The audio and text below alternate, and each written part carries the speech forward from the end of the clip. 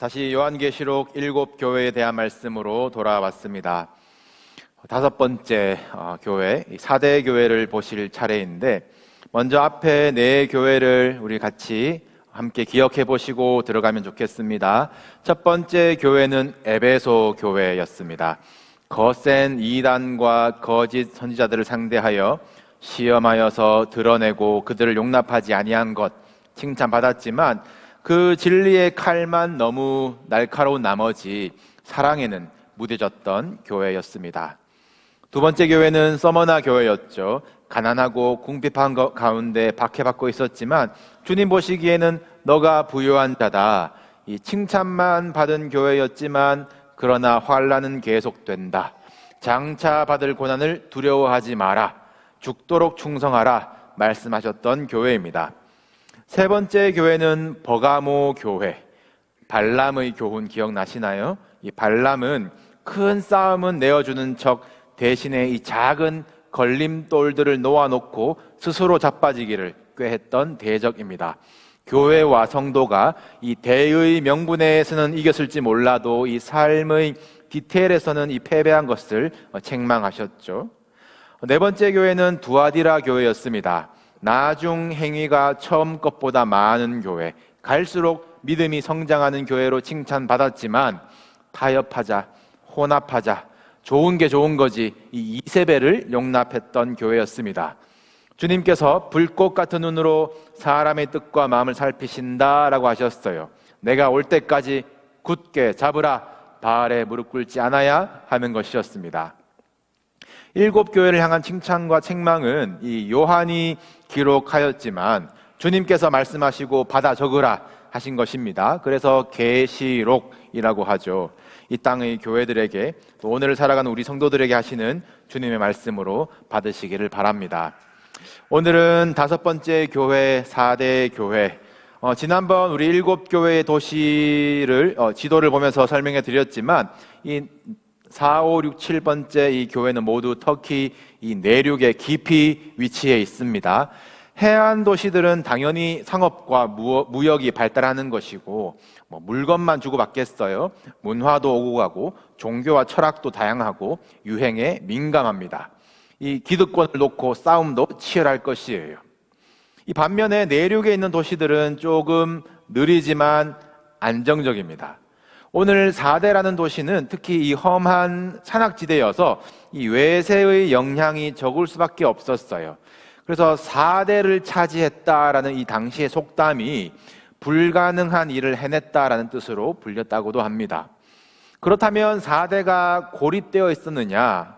이들에게 믿을 구석이 있었던 것이, 이곳이 금의 생산지로 이제 유명해요. 이 기원전 7세기에 이미 금으로 이 동전을 만들어서 유통했다라는 이 기록이 남아 있습니다. 최초의 기록이라고 하죠. 그러니까 이 도시 안의 이 내수 경제만으로도 먹고 살만하다는 것 아니겠습니까? 지난번 무슨 버가모 도시처럼 이 황제를 신으로 숭배해서 로마에 잘 보이고 로마의 지원을 의지할 필요가 없는 도시였어요. 안전하고 풍요롭고 등 따뜻하고 배부른 도시입니다. 항구나 대도시처럼 바깥 세상의 재밌는 건 없지만 좀 심심해도 편안하고 여유로운 삶을 누리는 것입니다. 다른 교회들로의 편지에는 너희가 박해를 받고 황제를 우상으로 숭배하는 압박과 유행처럼 일어난 이단들의 고생을 하고 궁핍 가운데 인내를 하고 이런 고생들에 대한 격려가 있는데, 오늘 4대 교회에 대해서는 그런 언급이 나와 있지 않아요. 이 도시 분위기처럼 교회도 편안하고 여유로운 것 같습니다. 게다가 4대 교회에 얼마나 활기가 있는지 열심히 모이고 열심히 뭔가를 하나 봐요. 저 교회는 살아있다, 이 소문난 교회였습니다. 그런데 주님은 이 4대 교회에 대해서 우리 그간에 보셨던 편지의 형식과는 다르게 이 칭찬을 건너뛰고 말씀하시기를, 네가 살았다 하는 이름은 가졌으나 죽은 자로다. 이 말씀이 왕년에는 활발했었는데 지금은 죽었다라는 말이 아니라, 네가 살았다는 이름은 가졌다, 현재 진행형이에요.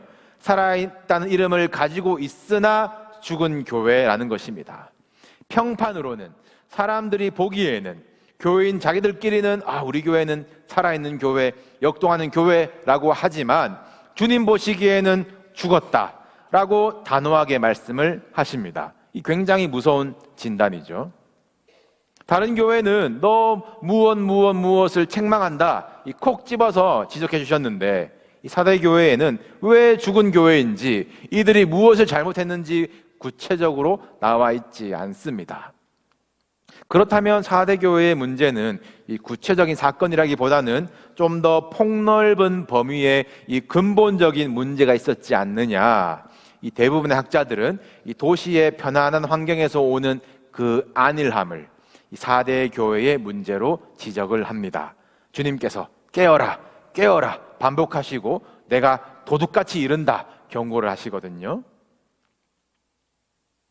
편안하고 여유 있는 삶에 편안하고 여유 있는 신앙이 더해지면 삶이 참 윤택해지는 것 같죠. 이 물질적으로 채울 수 없는 무언가를 신앙을 통해서 영적으로, 정신적으로 채우는 것, 내 커리어의 마지막 퍼즐을 완성하는 것 같은 만족감이 있습니다.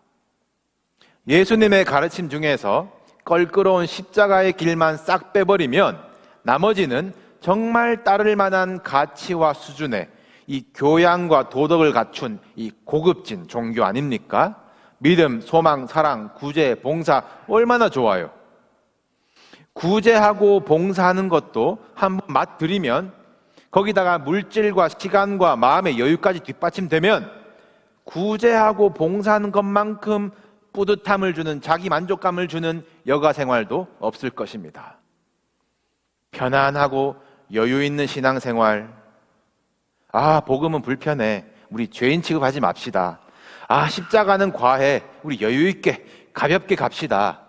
이 복음에 걸린 생명이 전해지지 않는 교회는 암만 활기 있고 잘 모이고 일 잘하고 살아있다 평판 있어도 주님 보시기에는 죽은 교회인 것입니다. 우리 스스로 질문해 봅시다. 우리 교회는 살아있습니까? 여러분의 신앙은 살아있으십니까? 주님 보시기에도 그럴까요? 우리가 무슨 일에 열심을 내고 있는가? 죄를 조명하시고 회개하게 하시는 성령께 복종하고 있으며 예수 그리스도의 십자가를 바라보고 있는가? 영혼을 사랑하며 그 영혼의 생명을 전하고 있는가? 사람을 기쁘게 하는가? 하나님을 기쁘시게 하는가? 여러분, 생명입니다. 생명. 죽고 사는 것, 썩어질 것, 영원한 것이 걸려 있어요. 똑바로 믿읍시다. 예수 안에 생명이 있고 생명 있는 곳에 기쁨이 있는 것이에요. 편안하고 여유로운 삶의 가치보다 이 생명과 하나님의 나라, 그 밭에 감추인 보화를 발견하는 기쁨이 있으시기를 바랍니다. 4대 교회 큰일 났죠. 이 종합평가로만 따지면 최악에 가까운, 사실 꼴찌는 아마 2주 후에 보실 7번째 교회이고요. 이 4대 교회는 한 6등쯤 될 것 같습니다. 그래도 이 교회에 희망이 있는 것은 주님이 포기하지 않으신다는 것이죠. 다시 편지 서두 오늘 4대 교회에 말씀하시는 주님은 어떻게 소개되고 있는가? 보시면 하나님의 7 영과 7 별을 가지신 이가 말씀하신다라고 나와 있습니다. 7 별은 계시록 1장에서 하나님의 사자, 하나님의 일꾼이라고 하였습니다. 7 영은 하나님의 7 영이에요. 완전한 의미의 7이죠. 또 7 교회에 각각 어느 교회도 빠짐없이 불어넣으실 하나님의 영, 마른 뼈도 일으켜 하나님의 군대를 만드시는 하나님의 생기를 의미합니다. 이것을 가지고 계신 분이 우리 주님이시고 교회의 주인이신 주님께서 죽은 교회를 살려내시려고 7 별, 이 순종한 일꾼을 통해서 7 영, 이 생기를 불어넣으셔서 살려내시는 겁니다. 어디서부터 어떻게 그 역사가 시작할까요? 남은 바가 있다. 옷을 더럽히지 아니한 몇 명이 있다. 주님은 그들을 통해서, 남은 자들을 통해서 그루터기에서 싹이 나게 하십니다. 그럼 남은 자들이 어떻게 하는가가 이제 명령으로 주어지는데, 이 3절에 몇 가지 동사가 나오죠. 먼저 네가 어떻게 받았으며 어떻게 들었는지 생각하라. 생각하라. 무엇을요? 너희가 어떻게 받았고 어떻게 들었는지, 너희를 성도 되게 하고 교회 되게 한 그 복음을 어떻게 받았고 어떻게 들었는지 생각하라 라고 명령하십니다. 뭘 받았냐, 뭘 들었냐가 아니죠. 어떻게 받았냐, 어떻게 들었냐, 그것을 생각하라. 만약 뭘 받았냐, 뭘 들었냐를 묻는다면 하나님께서 천지를 창조하시고 사람을 만드시고 땅을 맡기시면서 예배와 영광을 받기를 원하셨는데 사람은 죄를 지었다. 하나님과 끊어졌다. 그러나 하나님이 세상을 너무나 사랑하셔서 아들 예수를 이 땅에 사람의 몸으로 보내셨고 십자가를 지시고 죄를 해결하셨다. 이것을 믿기만 하면 하나님의 자녀로 영원한 생명을 얻게 하신다. 그리고 다시 오셔서 의에 대하여 죄에 대하여 심판하신다. 이것이 복음의 무엇에 해당하는 내용이 될 것입니다. 이 자체로도 복음의 능력이 있는 줄로 믿습니다. 그러나 주님은 이 복음이 더 이상 감동이 되지 않고 복음의 생명력을 잃어버리고 죽어가는 4대 교회에게 주신 처방이 어떻게, 무엇이 아니라 어떻게 받았는지 어떻게 들었는지를 생각하라 라고 하셨어요. 복음이 무엇인지를 들으셨는데 이 복음이 무엇이 되기 위해서 하나님이, 예수님이, 성령의 사람들이 어떻게 했는지를 생각하라라는 것입니다. 구약은 인간에 대해서 오래 참으신 하나님, 때마다 그의 일꾼을 세우셔서 언약을 이어가시고 인간은 언약을 부러뜨릴지언정 하나님은 언약을 끝까지 붙드셔서 때를 기다리셨고, 신약은 드디어 때가 참에 아들을 십자가에 내어주신 그 사랑으로, 아들 예수는 죽기까지 순종하시는 그 순종으로 복음이 복음되게 하셨어요. 또 그 이후로는 그 2000년 전의 십자가 사건이 지금 우리에게로 뚝 옮겨졌습니까? 아니잖아요. 어떻게 전해졌는지 생각하십시오. 예루살렘에서 유대로, 유대에서 사마리아로 또 땅끝까지 전하려고 얼마나 많은 순교자들의 피가 흘려졌습니까?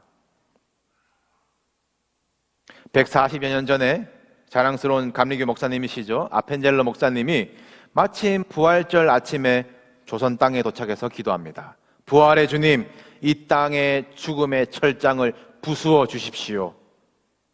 죽음의 철장에 뭐하러 들어와요? 진짜 깜깜한 나라 아니었습니까? 한국 방문하시면 서울 마포에 양화진 선교사 묘원이 있습니다. 가보세요. 얼마나 많은 외국인 선교사님들이 이 낯선 땅에서 죽으셨나. 거기 선교사 자녀 묘원이 따로 있습니다. 비석을 자세히 보세요. 조선 땅에서 태어나서 6개월 못 살고 죽어서 부모 손으로 묻은 자녀들이 수두룩합니다. 그 미국 엘리트 청년들이 몇 달씩 배 타고 태평양 건너서 듣도 보도 못한 조선에 뭐하러 와요? 편하고 여유 있는 신앙생활에 가치를 둔 것이 아니잖아요. 불편하고 힘들어도 영원한 것에 생명의 가치를 두었기 때문에 미랄이 되어서 생명이 열매를 맺고, 신사참배하면서 아니면 공산정권 아래에서 예수 모르고 죽을 뻔했던 우리가 어떻게 받은 복음입니까? 여러분, 어떻게 받았는지 생각하십시오. 어떻게 받은 복음인데 우리는 어떻게 하고 있습니까? 주님은 이어서 명령하십니다. 생각하라. 그리고 지켜 회개하라. 어떻게 받은 그 귀한 복음을 우리가 소홀히 가볍게 뒷전으로 대하고 있는 것은 아닌지, 우리가 생명 바쳐 받은 복음 생명 바쳐서 지키시다. 생명이 생명을 낳고 전해지고 흘러가야 지켜지는 복음이에요.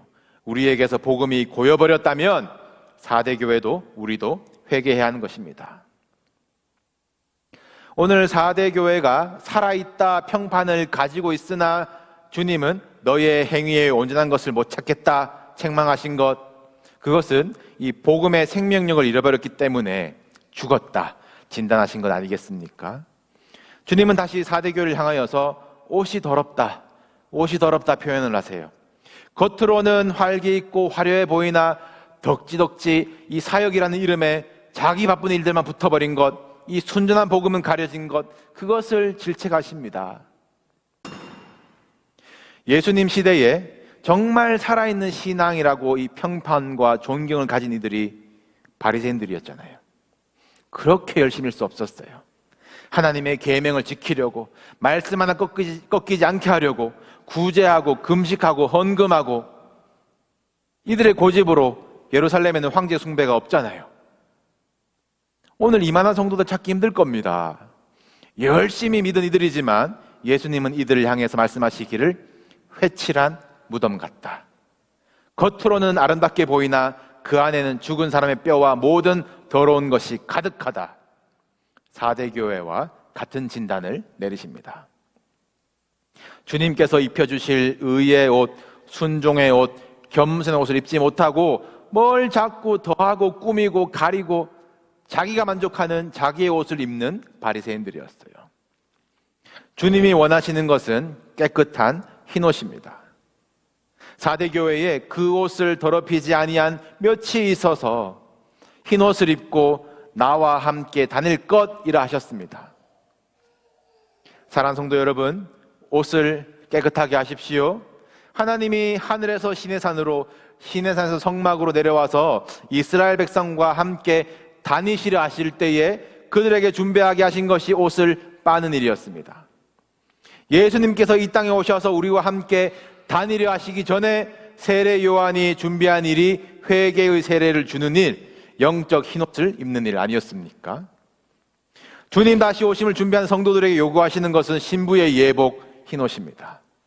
마지막 날 우리는 흰옷을 입고 어린 양의 혼인잔치에 들어가는 것이에요. 흰 옷을 입는다라는 것은 곧 주님과 동행하는 것을 말하는 것입니다. 흰 옷을 입은 자를 내가 그들과 함께 다니리라. 어떻게 흰 옷을 입습니까? 다시 반복이죠. 우리가 어떻게 성도의 흰 옷을 받았는지 생각하는 거예요. 그리고 지키고 회개함으로 이것이 더럽혀지지 않도록 하는 것입니다. 흰 옷 입고 하나님과 함께 다니는 것이 성도의 평판이 되어야 하는 것이지, 애초에 우리가 공로를 받은 것이 아닌데 어떻게 이 받은 것을 어떻게 받았는지를 생각하지 못하고 공로를 내세우면 안 되는 것이죠. 은혜로 받은 복음, 우리는 어떻게 살고 있습니까? 여러분은 무슨 옷을 입고 계십니까? 내 만족과 내 안전과 편안과 여유의 옷으로 꾸미고 있으시다면 여러분 권면합니다. 도전합니다. 벗어버립시다. 조금 불편해도, 조금 손해보는 것 같고, 조금 시대에 뒤처지는 것 같아도 흰옷을 입읍시다. 그리고 주와 동행합시다. 하나님은 태초부터 우리와 동행하시려고 우리를 창조하셨어요. 또 우리와 동행하시려고 임마누엘, 하나님이 우리와 함께 계시다 아들을 이 땅에 보내셔서 죄와 사망의 권세를 꺾고 동행하실 길을 열어주셨습니다. 우리와 동행하시려고 이제는 우리 안에 성령의 처소를 삼으셨어요. 하나님의 소원이에요. 이 땅에서도 또 영원한 하나님의 나라에서도 하나님과 함께 행하는 것, 다니는 것. 미가 선지자는 이 속은 죽어버리고 껍데기만 남은 이 이스라엘 백성들에게, 4대 교회 같은 이들에게 부르짖습니다. 화면 있습니다. 제가 읽어드릴게요. 사람아, 주께서 선한 것이 무엇임을 네게 보이셨나니 여호와께서 네게 구하시는 것은 오직 정의를 행하며 인자를 사랑하며 겸손하게 내 하나님과 함께 행하는 것이 아니냐. 하나님이 오직 우리에게 구하시는 것, 하나님의 정의, 하나님이 죄라고 하시는 것을 죄로 여기는 것, 인자를 사랑하는 것, 예수님의 십자가를 사랑하는 것, 겸손하게 꾸미지 않고 내세우지 않고 흰옷을 깨끗하게 지키는 것, 그렇게 하나님과 함께 행하는 것이 아니냐. 이것이 하나님이 우리에게 구하시는 것입니다. 여러분, 흰옷 입고 주님과 함께 다니는 자들, 이 땅에서 주님과의 추억이 있는 자들, 주님은 그 이름을 생명책에 기록하시고 내 아버지 앞과 그의 천사들 앞에서 시인하신다라고 약속하셨습니다. 편안과 여유의 가치보다 이 예수와 복음의 가치가 월등한 그 신앙에 용기 내시기를 부탁드립니다. 주님께서 우리 교회를 향하여 살아있다. 마지막 날 심판대 앞에서 그는 나와 함께 다닌 자입니다. 세상에 물들지 아니하고 흰옷을 지킨 자입니다. 시인하실 수 있도록 어떻게 받은 그 은혜, 우리도 미랄이 되어서 전할 수 있는 마지막 날의 성도 되시기를 우리 주님의 이름으로 축복합니다.